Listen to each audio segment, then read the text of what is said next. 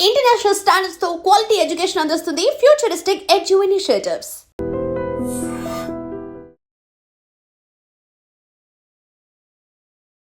Welcome to I dream. నేను Udayasri. Present మనతో ఉన్నారు అడ్వకేట్ పృథ్వీరాజ్ గారు. చాలా మంది స్టూడెంట్స్ ఎడ్యుకేషన్ పర్పస్ విదేశాలకు వెళ్తూ ఉంటారు.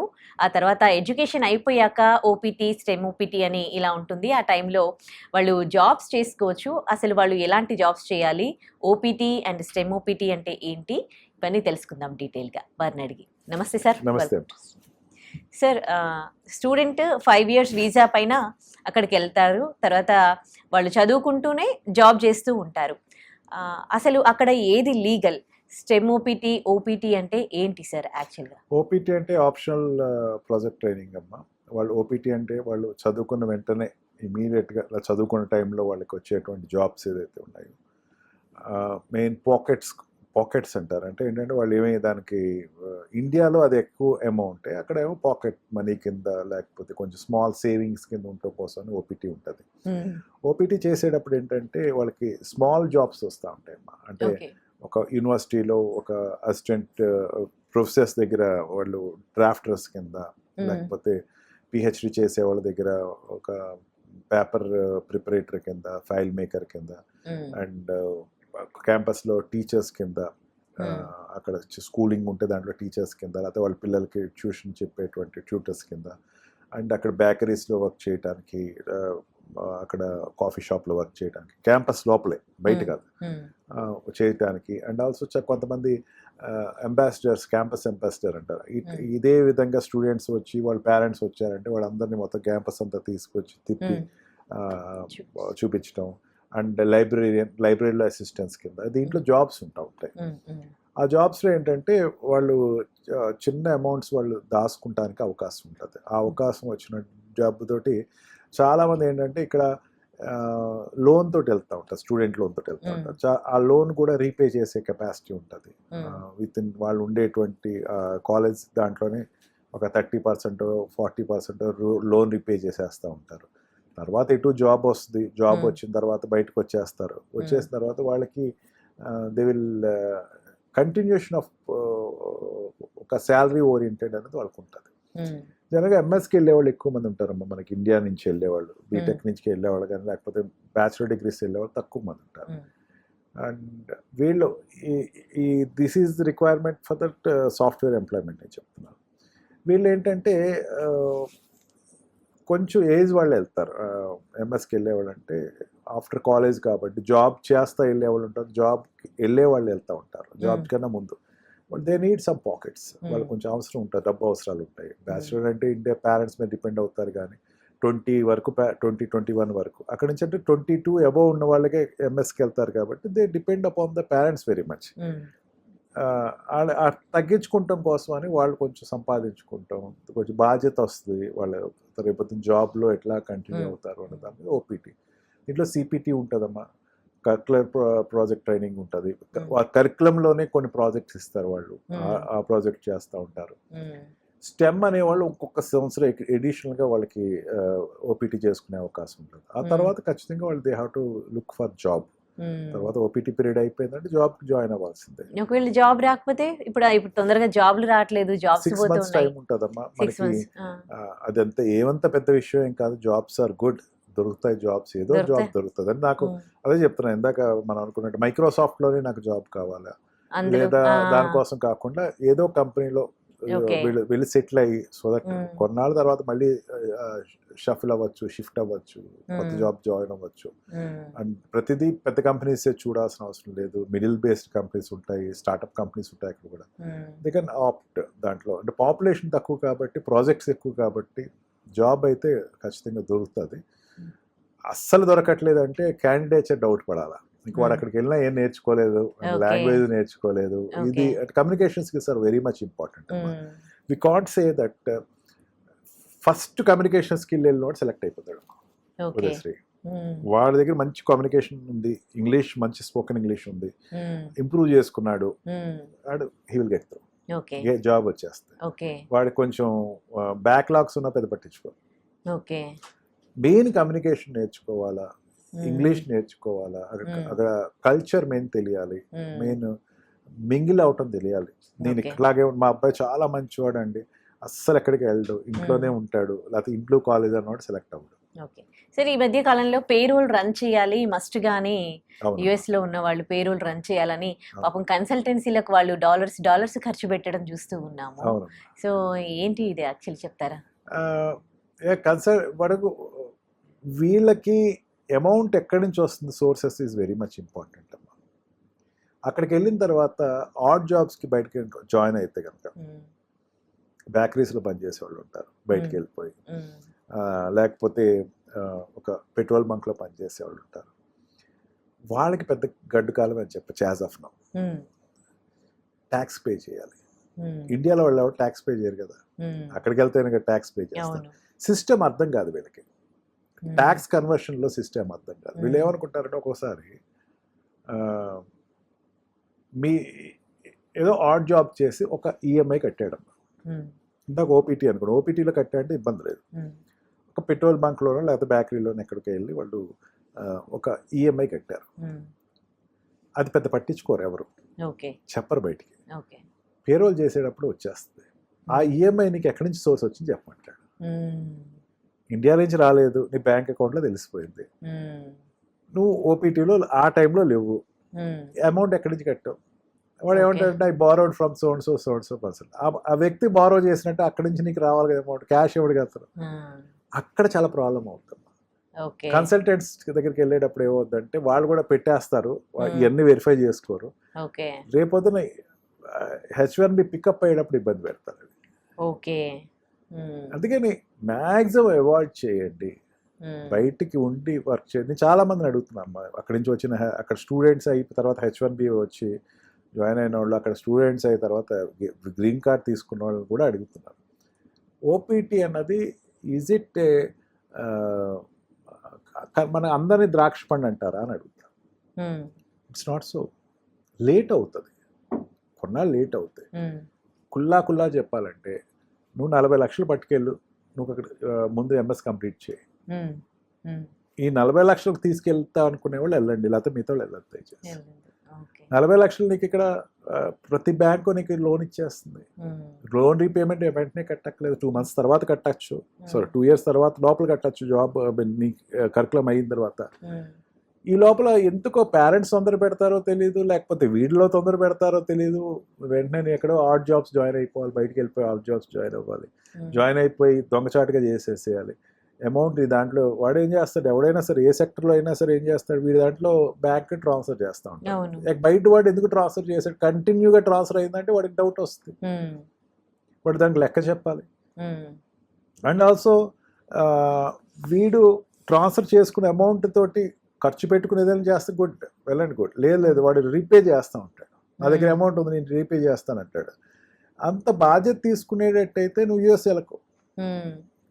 ఎంఎస్ చేసిన నాళ్ళు, నీకు జాబ్ వచ్చే అన్నాళ్ళు, you are 2 years or 3 years you are ideal, that's all. నీకు 40 lakhs అక్కడి నుంచి బ్యాంక్ నుంచి దాంతో నువ్వు ఖర్చు పెట్టుకో. పేరెంట్స్ కూడా I just want to tell from my dream, repeatedly I'm telling this, OPT కొంచెం లేట్ అవుతుంది, వెంటనే రాట్లా, లేట్ అవుతుంది. ఐ అగ్రీ విత్ ఇట్, కొంచెం లేటే అవుతుంది. ఎందుకంటే ఇంతమంది 100 స్టూడెంట్స్కి ఇచ్చాడమ్మా ఓపీటీ, 100 షిఫ్ట్ అయితేనే కానీ నెక్స్ట్ 100 లోపల రారు.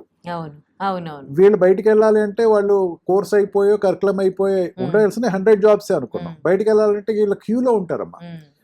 క్యూలో ఉన్నప్పుడు ముందెళ్ళి first go first come in అవుతుంది. అందుకని ఫస్ట్ కమ్ ఇన్ అన్నప్పుడు ఏమవుతుందంటే వాడు ఒకటి వెళ్ళిపోతే నీకు జాబ్ వస్తుంది, ఏదో జాబ్ వస్తుంది.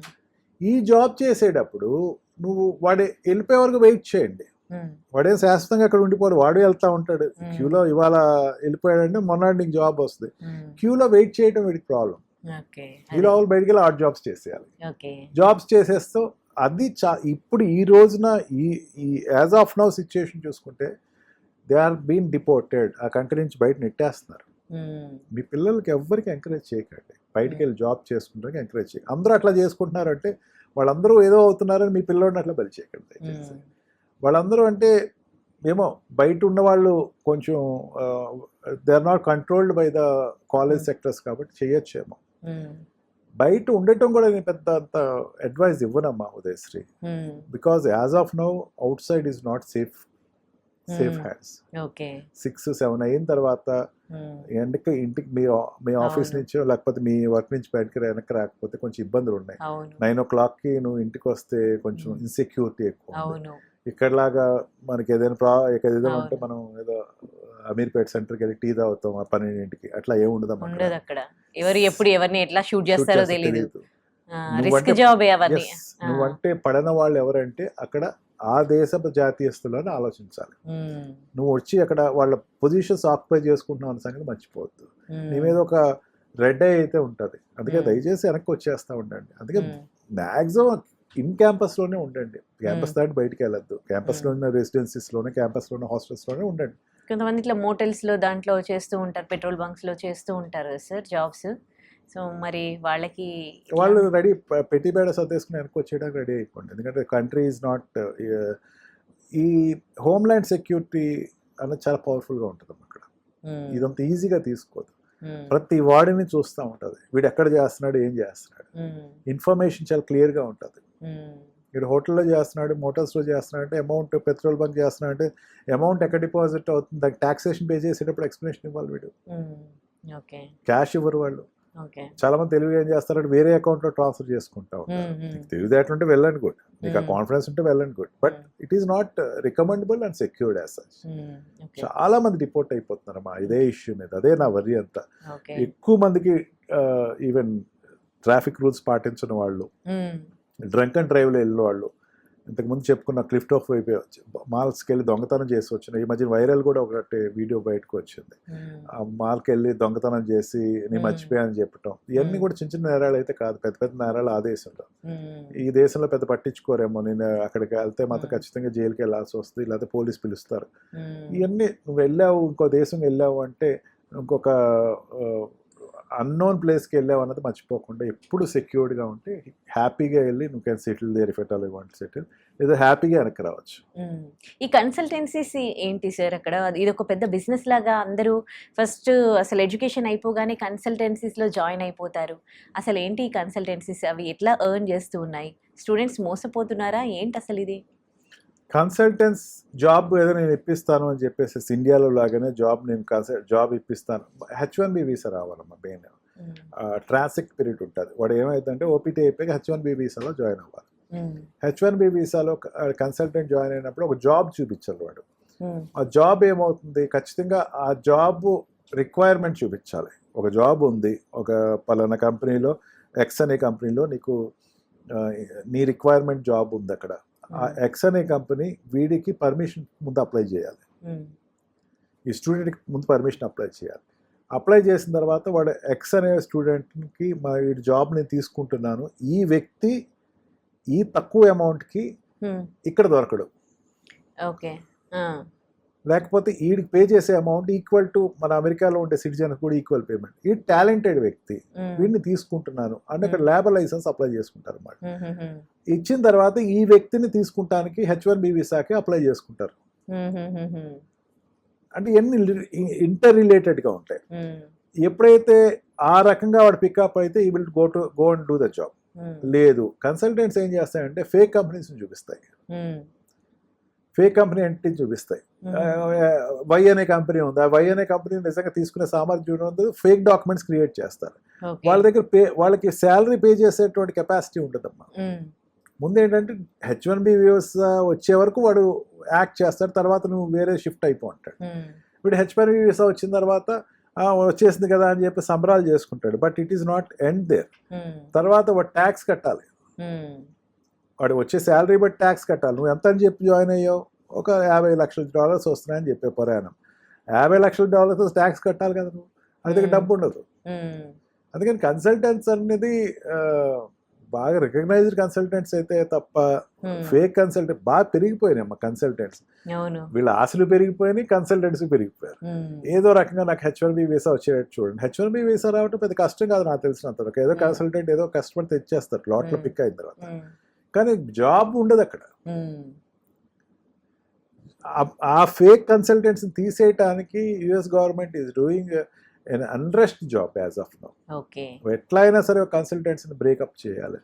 జాబ్ ఉంటేనే వీడికి ఇవ్వండి, లేకపోతే ఇవ్వకండి. అండ్ జాబ్ రిక్వైర్మెంట్ కూడా ఒక రెగ్యులేషన్స్ పెట్టాడు. నువ్వు నీకు ఉండేటువంటి జాబ్ అన్న దాని ముందు ఎక్స్ప్లెనేషన్ ఇవ్వు.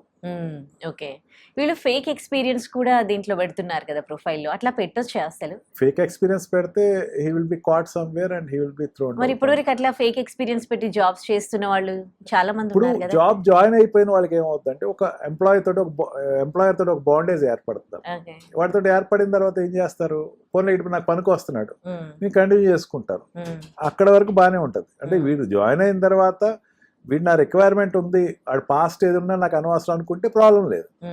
జాయిన్ అయిన తర్వాత వీడికి ఎటువంటి కమ్యూనికేషన్ స్కిల్స్ ఉండవు, జాబ్ టాలెంట్స్ ఉండవు, ఏం లేకపోతే అప్పుడు వీడు ఏంటని చూస్తారు.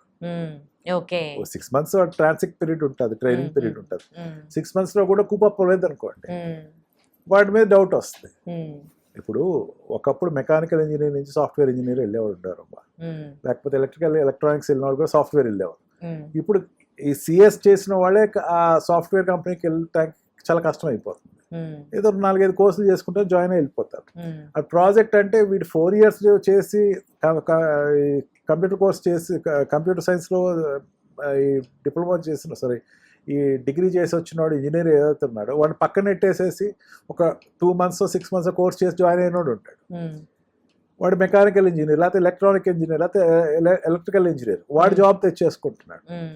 వాడికి ఆ లాంగ్వేజెస్లో దేంట్లో కొంచెం జావాలోనో లేకపోతే జావా కోర్లోనో లేకపోతే పైథాన్లో ఏదో చిన్న కమాండ్ తీసుకుని జాయిన్ అయిపోతున్నాడు.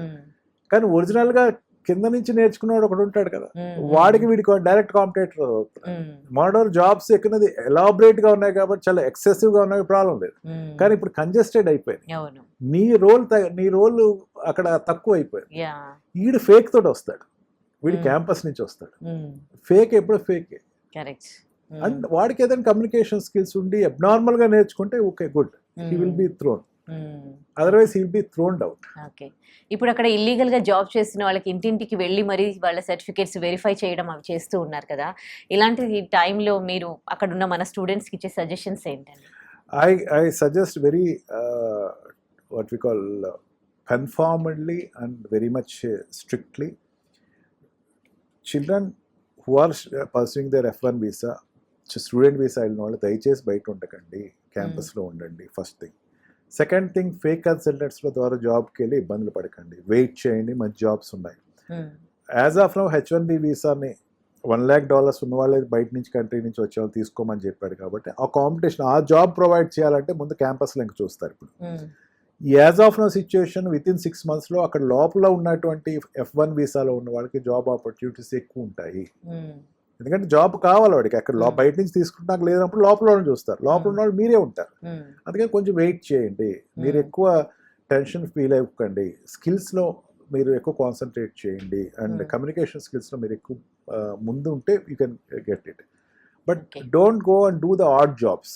మీరు ఆడ్ జాబ్స్ చూసి ఎవరు పట్టించుకోలేదు అంటే తప్పు.